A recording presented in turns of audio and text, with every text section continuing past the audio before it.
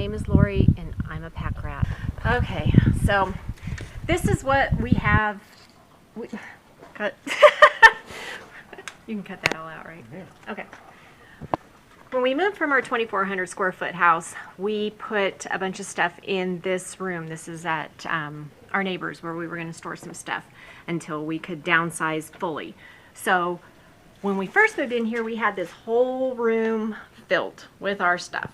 That's not what our intention was. It was to only use this side.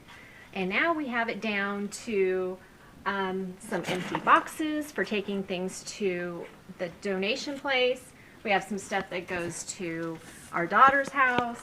We have some stuff that goes to get stored at my mom's house. And then there's a few things left in here for us. And stuff to still sell. We have this computer desk to still sell.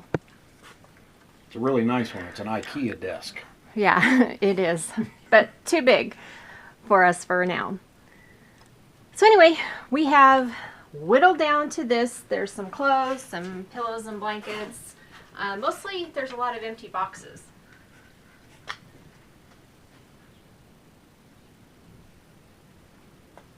So besides this small amount of stuff and the stuff that's in our 2-room apartment and the stuff that is in our RV, we're down. Everybody tells you that they downsized, but nobody tells you how hard it is or how they did it or what they downsized. So I'm going to do that.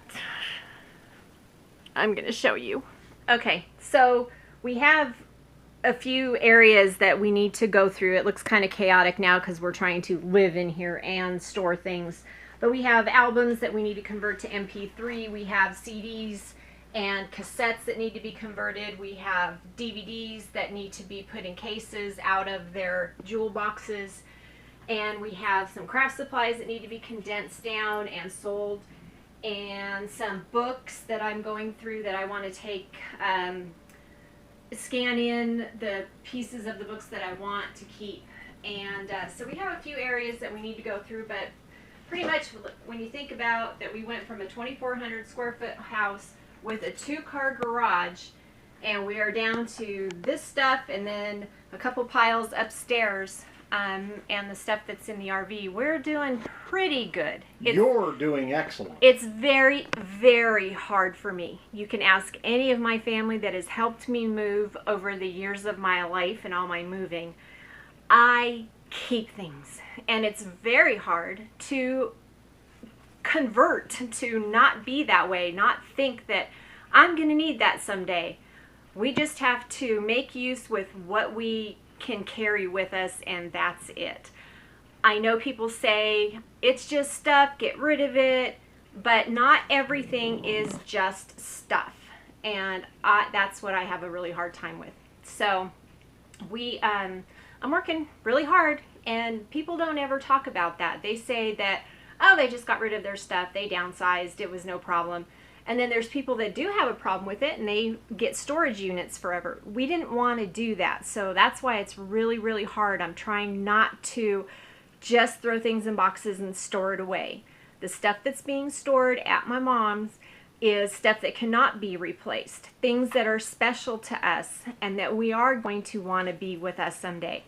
Maybe the stuff we've already moved into the RV, I think we might need right now, but a couple 2-3 months, years down the road, we might decide we don't need that, and then we can get some of those things that are precious to us and have them with us. When we first planned on downsizing, we started selling things on Craigslist and eBay, and we joined Facebook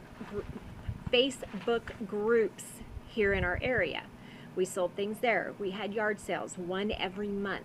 Each month I would make a save the date card for our next one, because as we were emptying the house, new things were being added to our yard sale. We had it all set up in a garage and it was great. People loved it. We had repeat customers every month. So we did a lot of that. Then there were a ton of stuff. We have gone to the shelter, the animal shelter thrift store many, many times with boxes and boxes and boxes and bags and bags and bags of stuff. Clothing and just anything, you name it. Stuff that we just weren't using anymore. And when it got down to, do we want to change our lifestyle or not, then we had to start deciding on what we were keeping and what we weren't. So we started getting rid of things all that way. We also, in the very beginning, had our daughter come up to the house and handed her a sticky notepad and said, go shopping. So she and her boyfriend, now fiance, went through the whole house and they stuck their names on everything that they wanted. Now, it didn't necessarily mean that they were going to get those items, but we knew that they were interested, whether we could give it to them or whether we had to kind of sell it to them, kind of like the 60-inch flat screen TV that we have. That's mine. Tom's heartbroken about that, but it would take up a whole entire wall of our RV, so that's not going. We had first had planned on taking it, but not now. So they're going to buy that and the sound system that goes with it. But anyway, so that was another way that we got rid of a lot of things. Other family and friends, we gave away some stuff to, like some old cameras of ours that were very special to us. We gave to our very, very dear friend who is a photographer, and he collects antique cameras and stuff. So we felt good about being able to give those kind of things away. And then now we're down to, it's getting harder for me, because in the beginning you're like, oh, I can get rid of that, I can get rid of that, I can get rid of that, and you think it's so easy, and then when you get down to the nitty gritty and the last few things, you're like, oh, I really want that, but do I need it? Well, yeah, I might need it. And so it's getting to a very tough decision time when you get down to the end of the stuff. You know, kind of like when you move and you have those rooms full of bits and pieces and odds and ends, and oh my gosh, that's kind of what I'm going through right now. So this is going to be a multi-part series with me going through different areas. You know, one day we'll do one little section and get that taken care of and then move on. But it's going to be impossible to do it all in one video.